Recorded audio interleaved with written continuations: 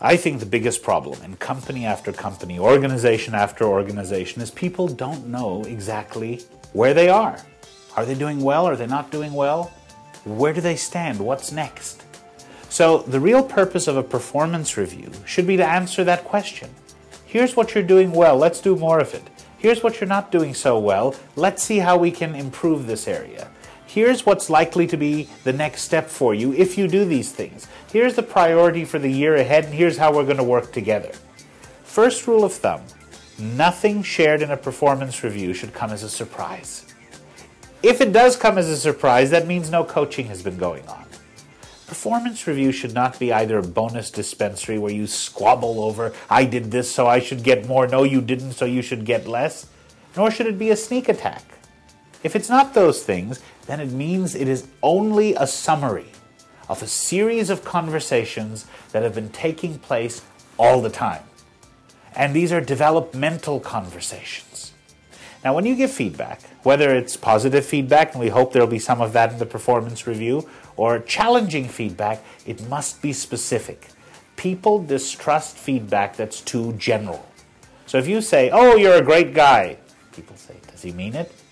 Is he setting me up? But if you say, I really admire the way you led these 3 meetings, and the reason I admire it is because of ABC, and I wish you would do that in every meeting from here on out, then everybody knows what we're talking about.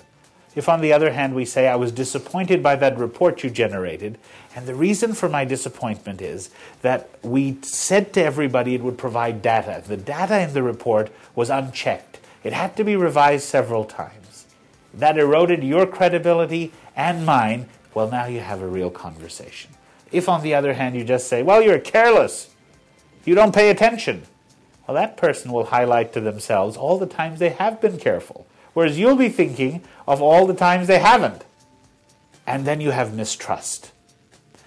If there is a factual dispute when you're sharing feedback, always get that resolved. Perceptions may differ, but the facts should be agreed upon. If you follow this approach, about 30% only of the time will go into review. 70% will go into a future focus, because you've already been reviewing ongoingly. Make sure the priorities are clear. Have the person restate what they understand the priorities to be. And don't only tell them what the priorities are, explain to them why. Those are the things that really matter. Ask the person to give you their game plan, their ideas, then add yours, and agree how the two of you will partner and how frequently you will check in with each other to see whether this is unfolding the way you both want and expect. Remember, the earlier feedback is given, the more it happens in real time, the more it can become a genuine motivator. If you've been doing the feedback as an everyday part, well done. And again, always specifically, well done, you handled that customer really well. I liked the way you asked that question. Or, could I see you for just a moment?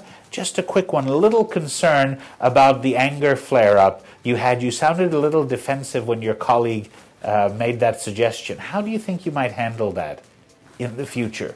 You see, things get personal when they seem to be pointing to a pattern. Because they haven't been raised before, now there's a pattern of behavior, which, because it's been unchecked, has continued to spread. And when it's a pattern, it begins to feel like somebody is undermining you, the person, or questioning your character, or your basic credibility. But when it's just one issue, and it's specific, well, then it's no more than tripping over your feet. You can correct that.